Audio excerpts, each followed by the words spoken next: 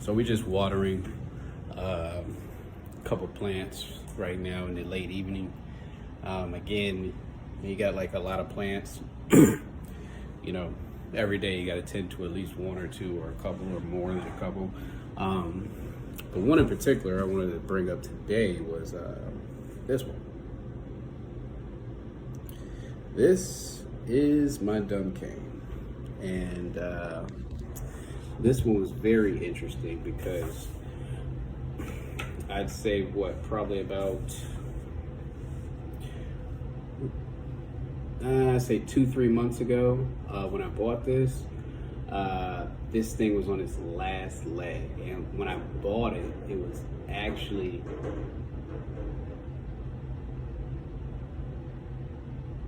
I don't know what that was, but when I bought it, it was perfectly fine. It was in great health. But immediately when I got home, it started acting a donkey, and it was acting funky. And when I mean funky, downhill. So this thing went from like looking like this to immediately looking like that.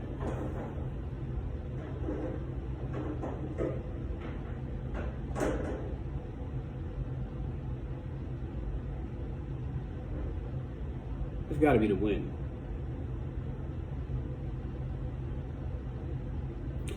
Anyway,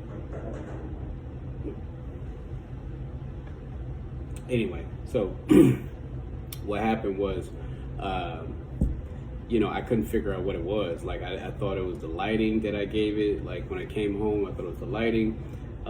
So I moved it around in different rooms. I have a sunroom. Put it in the sunroom. These don't do well in sun. I gave it indirect lighting. Didn't work well in indirect lighting. Put it in the living room with the east-facing window. Same thing. Like it was acting up, and so I was watering it. I was fertilizing. Like I was giving it a lot of love, and I couldn't figure it out. And so when the leaves started turning yellow, I had to take them off. I was trying to preserve some, and it just looked bad. And so one day I just said screw it, and I literally went to town on this thing. I stripped it of almost all of its leaves, almost every single leaf. And the only leaves, as you can see, like if you look at the stems. Also, another thing about dumb canes, they are very, very, very toxic. So if you're ever going to deal with a dumb cane, make sure you wash your hands after. Don't ingest. Do not let your pet eat these. Do not ingest these yourself. A lot of history with these plants and slavery, and just make sure you keep these away from everything. So, so I stripped it. You can see the stems have been stripped of almost a lot of leaves. You can see. And so what I ended up doing was stripping everything off until everything you see here was originally there after I got done stripping it, with the exception of a few leaves that have bloomed. You can see you can see some new growth right there. Boom. You can see some new growth right here. Right there. Boom. You can see some of these are new growth, right? But I'm here because 3 months later, it took 3 months. It took a lot of waiting. 3 months later, and this thing looks phenomenal. It looks phenomenal. Now, it doesn't have as many leaves as it used to have, but it's got new growth. I can see 4 new leaves popping up. I can see a little baby right there. And even at the tail end of its tantrum, this was here. Guess what?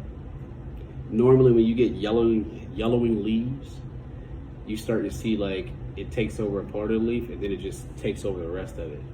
This same spot right here, has been here for a month and a half. So something's been right, and I don't know. But I like to say that it's probably because I don't know, maybe sometimes plants don't like to be nurtured and loved. You know what I'm saying? Sometimes they like tough love. It's kind of weird.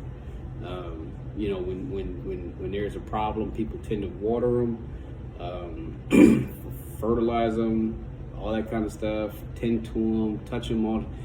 Sometimes plants just don't like to be touched or bothered with. They like tough love, and so I gave this one tough love for the last 3 months, and it has came back tenfold. So just give you guys an idea of what life is like, because I used to say I hated this plant just for that reason, because it was giving me so much problems. But as of right now, it's actually one of my, I would say this is my comeback player of the year.